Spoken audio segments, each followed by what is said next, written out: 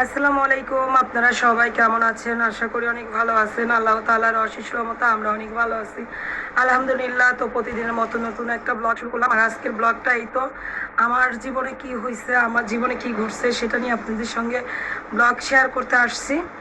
তো আমি টিভিতে একটা মামলার সম্মুখীন হয়েছিলাম। তো সেই মামলায় আমি অনেক অন্যায় করছিলাম। সেই একটা জঙ্গল মহিলা যারানি মানে দেশের ক্ষতি, যারানি একটা ফ্যামিলির ক্ষতি, সেই বেয়াদব মহিলার জন্য ব্লগটা চালু করলাম। সেই বেয়াদব মহিলা কিটা শুনবেন? নোংরা নোংরা মহিলা, আপনারা যারা নোংরা নামের চেনেন না, সেই নোংরা মহিলা। হ্যাঁ, ওই নোংরা মহিলা বলছে যে আমি নাকি পোতালা মনে করি নিজেরে। আর ওই মহিলা কি মনে করে, ওর আমি তো পোতালা নিজের মনে করি। হ্যাঁ, ওই মহিলার যা আছে ওইটা ওই মহিলা পোতালা বিশ্বায়, বুঝছেন? আমি তো নিজেরা মনে করি, এই জন্য আমি তো আর বিচাইতে যাই না। ওই মহিলা হইলো খুঁজে, ওই মহিলা খুঁজে যে কোনখানে আছে এটা খুঁজে। সেই মহিলা মানে বিষয়ে কথা বলতে এলাম। ও আমারে বলছে আমি যেন ওর সামনে যায় কথা বলি, আমি যেন ওর সামনে যায় কথা বলি। তুই আয়, তুই যাই ও ঢাকা শহর গেছত কে? ঢাকা শহর আজকে গেছত কে? তুই আয়, নাড়ু আয়। হ্যাঁ, নাড়ু আয়। ঢাকা শহর তুই কইছত না যে আমার সামনে এজেন্ট কত কয়? ঢাকা শহর তোর অনেক বেটার আছে না, অনেক বেটার আছে। হ্যাঁ, এজন্য কইছত। আর চাচা শ্বশুর, হ্যাঁ, ওরে বলে জন্ম দিছে, সাইদ ভাইয়ের ওরে জন্ম দিছে। তাহলে ওর জন্ম দিল ওর বাপ, ওর বাপ আমার নাং। ওর ভাষাগুলো শুনছেন আপনারা? শুনছেন না? ওর ও এমনি কথা বলে। তাহলে এবার শোনেন, ওর ভিতরে কোনো আদব কায়দা বলতে কোনো কিচ্ছু নাই। ওর মার আর ওর বাবার সম্পর্ক মনে হয় ভালো ছিল না, সেজন্য কোনো কিছু কোনো দিন দেখে নাই, কোনো কিছু কোনো দিন বোঝে না, মানে কোনো কিছু নেই। ওই এই বাড়িতে কিসের জন্য মার খেয়েছে? কইছে না যে ও মার খেয়েছে? কিসের জন্য মার খেয়েছে জানেন? কিসের জন্য মারছে? ওর থোতমার জন্য মারছে, ওর ব্যবহারের জন্য মারছে। ওর যে পুরাতন স্বামী আছে না, যেটা তালাক দিয়ে দিছে, ওর জামাই যেটা ছিল, সেই স্বামীর সাথে এখনো পর্যন্ত ও এক দেশে দেশে ঘুরে বেড়ায়। এখনো পর্যন্ত ও মনে করেন হোটেলে নিয়ে নিয়ে থাকে। তারপরে ওই ছেলে মানে নাম হলো সুরুজ, ওই হলো ফোন দেয়। হ্যাঁ, ওই ফোন দেয়, ফোন দিয়া আমাদের এক একজনকে দেখায় যে কখন সুরুজের উপর শুয়া রইছে, কখন কোন ঘুরতে যাইতেছে। ও আর বাপের হাসপাতালে নিয়া ও আর বাপে থাকে হসপিটালে, কারণ ওরা তো রাত্রে থাকতে দেয় না। ওইলো সুরুজ রে নিয়ে হইলো ওই হোটেল ভাড়া করে ওইখানে থাকে, ঠিক আছে? তো ওইলো এগুলা এগুলা কইরা কইরা বেড়ায়। ও যে কত সির আমার করে এই সুরুজ রে, রাত্রের বেলা ডাইকা আমাদের ঘরের পিছন দেয়, এখনো পর্যন্ত নিয়ে আহে। ও আসে কিসের জন্য? পোলের মোজা জানেন না? এটার জন্য আসে। সুরুজের দেশে থাকে তো, এটার জন্য হইলো আসে, ঠিক আছে? এটার জন্য আসে। আর ও হইলো আসে, ওর হইলো মানে কি বলবো, ওর ওর ওর ভাই আছে না, ওর ভাইয়ের মহিলার বাড়িতে আসে। খালি শুধু ও একলাই না, ওর সূর্য ওর ভাই ওই বাড়িতে রাখে।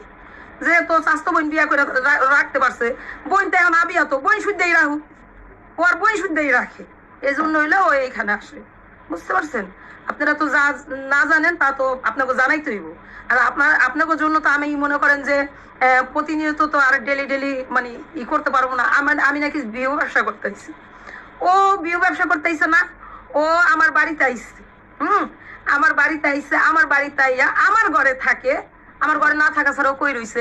আর ছোট চাচার ঘরে জায়গা নাই, শাইন ভাইয়ের ঘরে জায়গা নাই, ওর হাইজে চাচার ঘরে ওর লিগে জায়গা নাই। ও রইছে ডারে কই? তাহলে যাইয়া কি ওই আমার ঘরের পিছনে পাট ক্ষেত ছিল, পাট খেতে রইছে? না আমার ঘরের পিছনে ওই যে বাহরের বেড়া রাখছিল, ঘর উড়াই রাখছে, হেনে রইছে? বলেন তো রইছে ডারে কই? আমার ঘরে থাকে নাই। তুই আয়, তুই তো মহিলা, ঠিক আছে? তুই মহিলা, তুই আয়। তোর ভাই আছে, এখনো পর্যন্ত আছে, এনে থাকতে থাকুক, বুঝতে পারছো? থাকতে থাকুক। এবার এটার তো শেষ তো আমরা দেখুক, বুঝছিস না? শেষ তো আমরা দেখুক। আর তুই যেহেতু মহিলা, তোর মামা তো বাইরে বিয়া করাইছ কে? তোর মামা তো বাইরে কেন এই সাথী সংসার ভাঙ্গে বিয়া করাইছ? তুই বিয়া বইতে পারলি না তোর মামা তো বাইরের কাছে? তুই বিয়া বয়ে যেতি, তাহলে তুই বিয়া বয়ে যেতি। গত পরশু দিন রাত্রে শুনেন বিয়াসরা আপনাদের কাছে বললে, বলে যে আপনারা কি করবেন, আপনারা কি আমার মামাতো ভাই খালাতো ভাই ভাতার লাগেন? হ্যাঁ, এদিও বলছে না। ওরে আরো বেশি বেশি করে আপনারা দেখেন, এরকম শুনবেন। আপনারা একটা মহিলা মানুষের ভাতার হবেন, লাং হবেন, বা ভাতারের বোন হবেন, এরকম করে হইলো দেখবেন, ওরে দেখবেন, তাইলে আরো বেশি বেশি পাইবেন।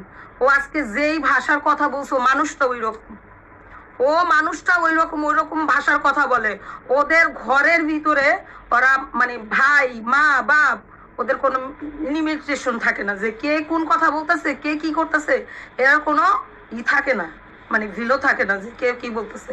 আমরা কখনো এরকম দেখি নাই। মা বাবা মেয়ে একজন ছেলেরে নিয়ে ঘুমাই রইছে, মা আইসা কিরে উঠবি না হনে থন এমন করে ডাক দিত। ওদের ওদের এমন চলে, ঠিক আছে, ওদের এমন চলে। তো আর কি বলবো, হ্যাঁ, ও আজকে মাতবাড়ি করে গেছে। ও হইলো সাথীর সংসার ভাঙছে, সাহেদ কাকার মেয়ের সংসার ভাঙছে। ও হইলো ওরা ভাইরা বোনেরা তো আমার বাড়িতে থাকার জন্য করছে।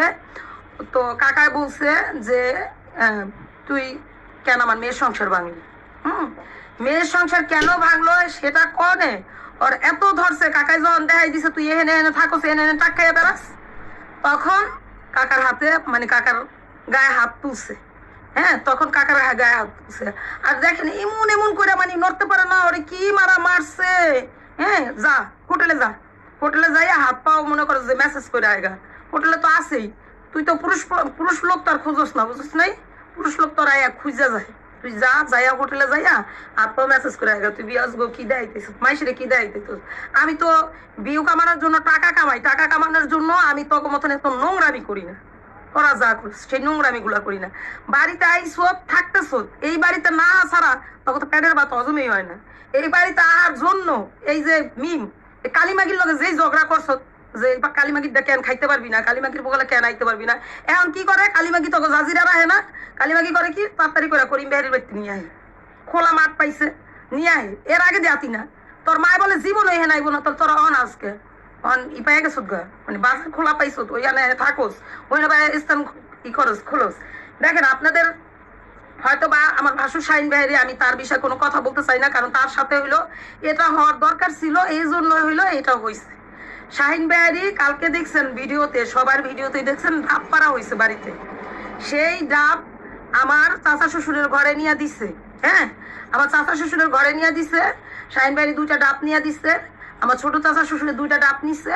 সেই ডাবের জন্য বাবু শাহিন বেহারির ধাক্কাটা ফালাই দিচ্ছে যে ওর টাকা বা গাছ জোড়াইছে, ওর টাকার সে কেন মাদুরি কইরা ওই সাত কাকার ঘরে দিল, এজন্য ধাক্কা দিয়া ফালাই দিছে।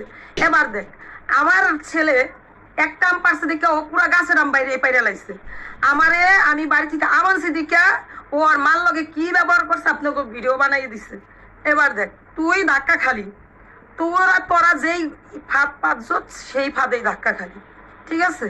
তো শাহিন বেহারির যে ধাক্কা দিছে সেটা মানে আমি মনে মনে খুশি হয়েছি, খারাপ করে না, একদম মানে লেজ্জ একটা কাজ করছে। এই ধাক্কাটা এক সময় আবারও মনে করেন যে শাহিন বেহারির মায়েরে দিব, কে দিব জানেন, বাবুর বইনে এই ধাক্কাটা শাহিন বেহারির মায়েরে দিব, বুঝতে পারছেন, শাহিন বেহারির মায়েরে দিব।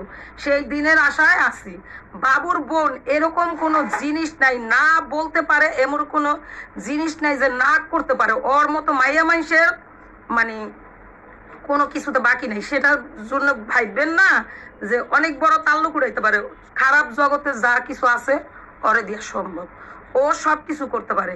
দেখেন একটা মেয়ে মানুষ, আমরা তো সবাই ব্লগ দিই, ছোট বড় সবাই ব্লগ দিই, কার উন্নাটা কোন কোন ফিলে থাকে আপনার আজ পর্যন্ত আমাদের তো মনে হয় না আমাদের চুলের আঘাত পর্যন্ত দেখছেন।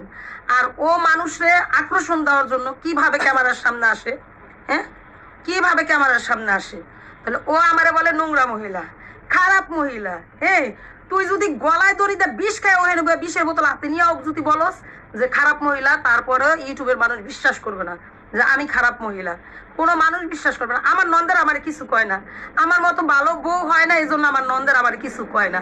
শুধু আমার নন্দেরা, আমার নন্দগো চাহিদা কি জানোস, ওরা 12টা পর্যন্ত শুয়ে থাকবো, 12টা বাজে ঘুম থেকে উঠবো, সামনে খাওয়ান দিব, ওগুলোকে একটু হাস্যের কথা কমু, এটুকুই অগো চাহিদা ছিল। অগো চাহিদা তোর মতো ছিল না, বুঝতে পারছো, তোর মতো ছিল না যে ডেলি ডেলি ভাতার ধরবো ভাতার ছাড়বো, এমন চাহিদা ছিল না। শুধু অগো চাহিদাই রইছিল বাপের বাড়িতে আইবো, বেড়াইবো, ওক্ত মতন খাওয়ান খাইবো, হাসবো খেলবো, চলে যাবো, ঠিক আছে।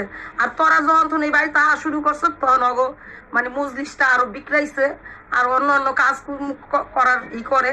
যেমন তোর ভাই মিমের লগে যখন বিয়ে হয়েছে তখন তোর মিম আর তোর ভাই একরকম সেম হয়ে গেছে, মনে হয় কি দুইজন রে আল্লাহ ব্লাড একসাথে মানে সুইটা পুশ করছে, এরকম হয়ে গেছে।